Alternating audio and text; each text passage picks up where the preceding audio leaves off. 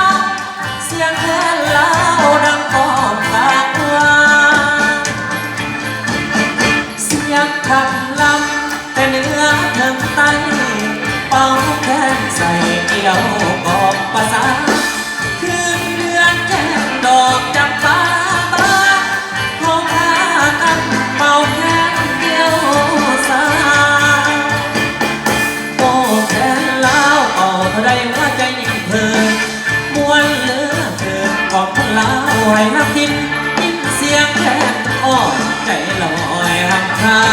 ดี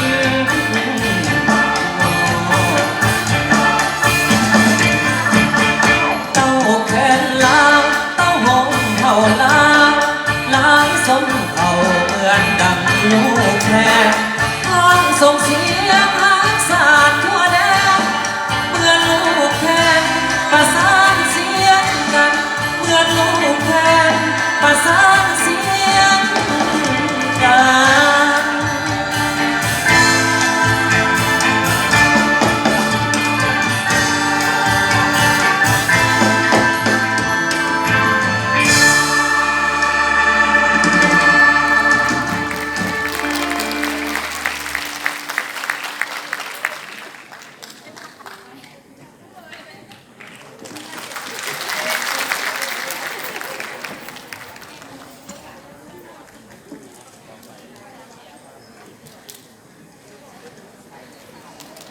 ขอเสียงตบมือด้วยกันอีกครั้งหนึ่งเลยครับการแสดงของพวกเราเราถือว่าแสดงออกมาได้อย่างคึกคืนกันเลยทั้ง2 รายการทั้ง2 รายการเลยค่ะทั้งสวยงามแล้วก็สนุกสนานมากจริงๆแม่ ค่ะแล้วที่ผ่านซุ้มในซุ้มไปเมื่อกี้นี้ก็คือบทพอดเสียงแคนลาวซึ่งว่าเป็นบทพอดหนึ่งที่มีความหมายความสำคัญของประชาชนลาวเพราะว่าบทพอดนี้จะสื่อถึงความสามัคคีของชนเผ่าลาวแต่เหนือถึงใต้และลูกแคนเปรียบเหมือนความสามัคคีนำเนาะและที่บรรดาทานได้ส้มไปแมนจะแสดงให้เห็นถึงความฮักของครูบ่าวสาวที่เกี่ยวพานละสีภายใต้แสงจันทร์ดอกจำปาบานประสานเสียงแคนนั่นเอง และเจ้าเสียงแคนลาวได้รับการห้องรับจากองค์การยูเนสโกเข้าเป็นมรดกโลกในค่ำวันที่ 17 ธันวาคม 2017 และได้มีการประกาศอย่างเป็นทางการในค่ำวันที่ 2 เมษายน 2018และทางประเทศลาวของเขาได้มีการเฉลิมฉลองครั้งยิ่งใหญ่กันเลยเนาะในค่ำวันที่ 11 เมษายน 2018 ที่ผ่านมาอย่างคึกคืนและกระเบิกบานมันซื่นกันเลยขอเสียงปรบมืออีกครั้งหนึ่งค่ะให้กับความยิ่งใหญ่ทั้ง2 ชุดการแสดงเลยนะคะทั้งโขนเรื่องรามเกียรติ์และก็การแสดงของจากทางฝั่งลาวด้วยแม่นแล้วนะคะเอาละค่ะลำดับต่อไปนี้นะคะจะขอเรียนเชิญท่านอาจารย์ปานนะคะแล้วก็เรียนเชิญท่านแขกผู้มีเกียรตินะคะพี่น้องชาวลาวทุกท่านเลยที่อยู่ในห้องนี้นะคะที่อยู่ในหอวัฒนธรรมแห่งนี้ค่ะ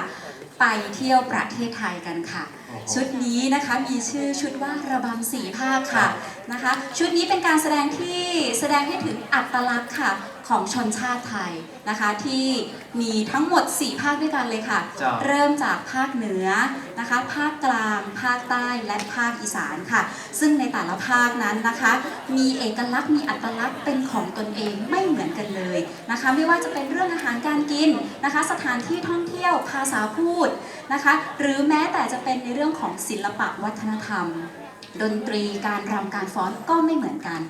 นะคะเพราะฉะนั้นวันนี้นั่งอยู่ในห้องนี้ได้เที่ยวทั่วไทยเลยค่ะระบำ4 ภาคค่ะเจ้าเขาจะติดตามชมเนาะและวันนี้เขาไปเที่ยวทางภา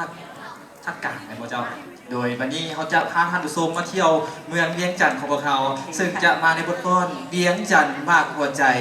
เวียงจันทร์เป็นนครหลวงของประเทศลาวเป็นบอนเต้าโฮมจิตใจของคนลาวทั้งชาติด้านวัฒนธรรมอารยธรรมอุษนิยสถานอันเก่าแก่เวียงจันทร์เปรียบเหมือนมากหัวใจของคนลาวทั้งชาติซึ่งว่าจะเป็นเท่าไหร่นั้นขอเชิญบรรดาท่านติดตามรับชมได้